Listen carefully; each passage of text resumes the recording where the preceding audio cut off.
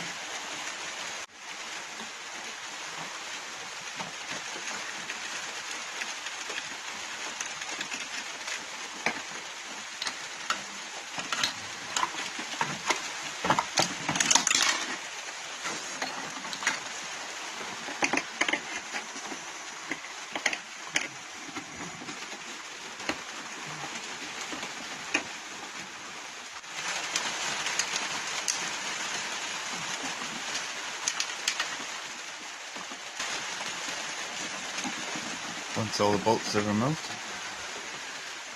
we have to remove the oil cap and then remove the seat.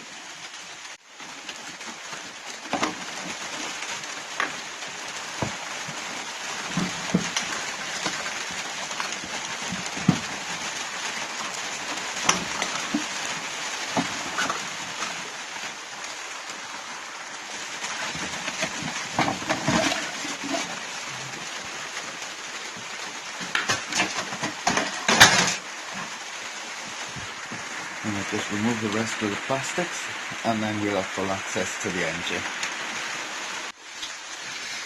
Now that the battery, the seat and all the plastics are removed, we have full access to the engine. So we'll start by removing the spark plug HT lead, remove the spark plug. Down here, remove the bolts out of the exhaust manifold, undo the two bolts in the exhaust brackets so that the exhaust can be pivoted to release it from the cylinder block. Then we remove the head and all the bolts along with the reed manifold and the carburetor. Then remove the head, remove the cylinder, detach the piston head, and then we can reassemble all the new stuff which is in the box here, making sure that we lube up with plenty of two-stroke oil.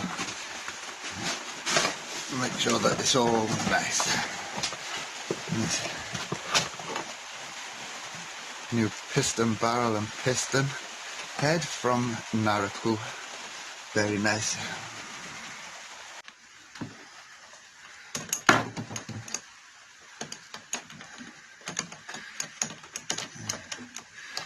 Another spark plug. Spark plug for this bike. I don't think you can see, but it's a BR8 HSA. Let's stick that on the side. And next we'll remove the reed manifold.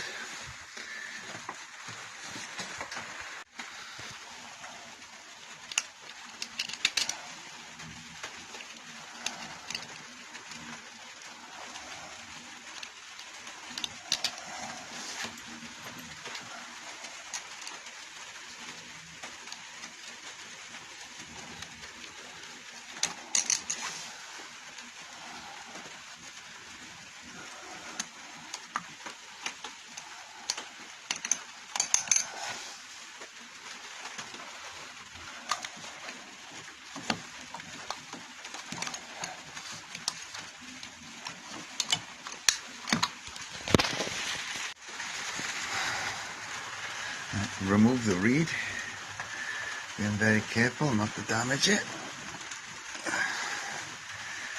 And next we'll undo the 2 bolts on the exhaust manifold, the 2 bolts on the exhaust bracket so that they can be pivoted and removed from the block. Then undo the 4 cylinder head bolts and then take it all apart, removing and leaving just the cylinder, the piston. For ease of access, when I'm going to take out the cylinder head, I remove the seat bracket to give more clearance and room to work. It's just 2 bolts holding it in, and then it comes away quite easy. Just have to watch it don't drop them. And then just take it off, and then there's a lot more clearance to get to the cylinder head and the 4 bolts to remove it. 10mm socket. Remove.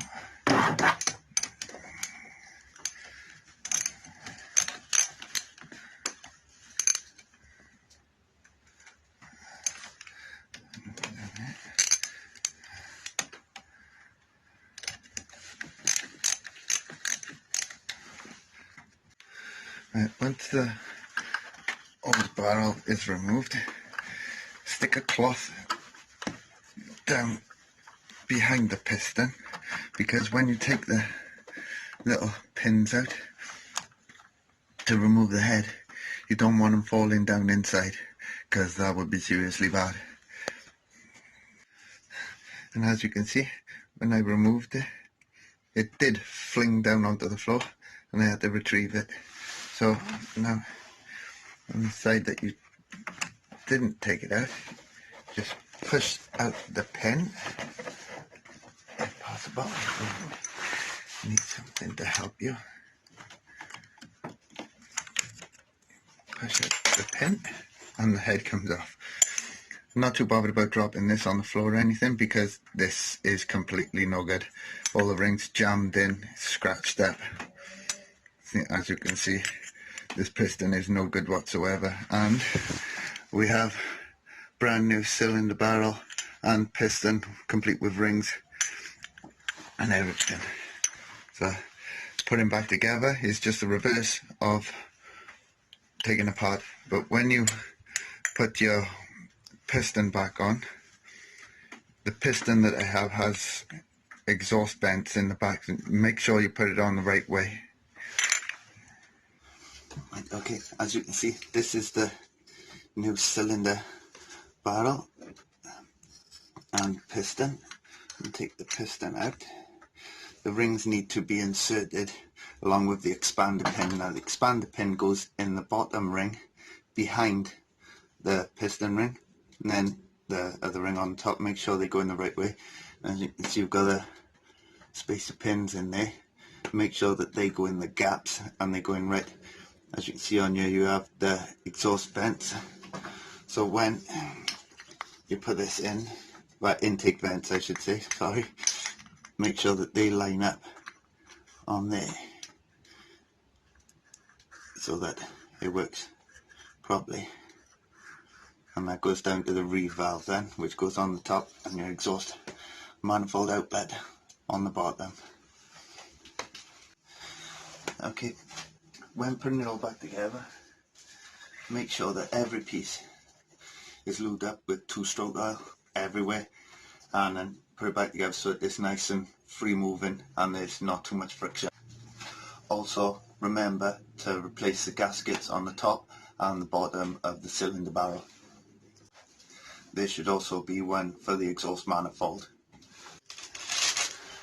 Okay, just to be advised, on the old cylinder block there was 2 bolts for the exhaust manifold to be bolted to. We'll buy 2 nuts.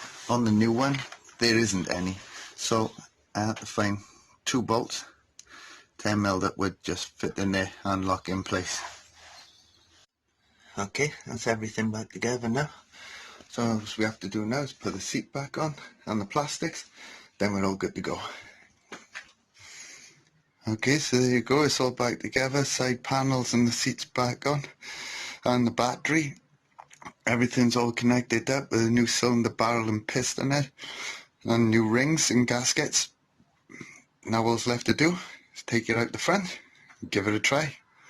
Hopefully it works. You'll be fine, go! Hey!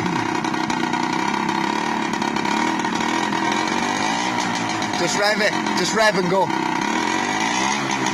Keep revving. I know.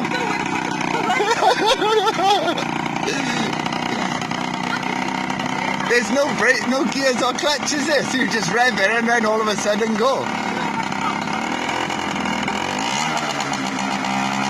Don't wheelie.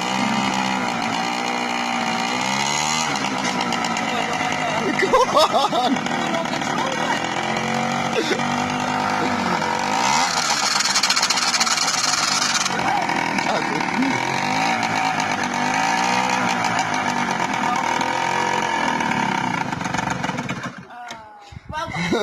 Well, she did that on purpose. Did you?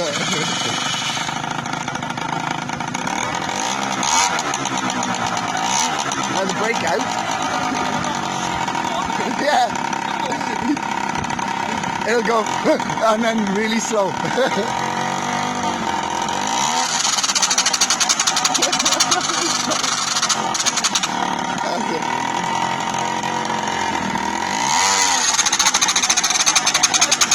Try it like that.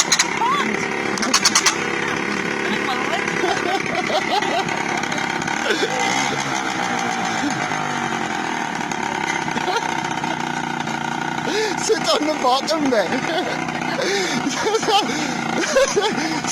sit on the footstand. Because she's too short. Even a moped's too big for her.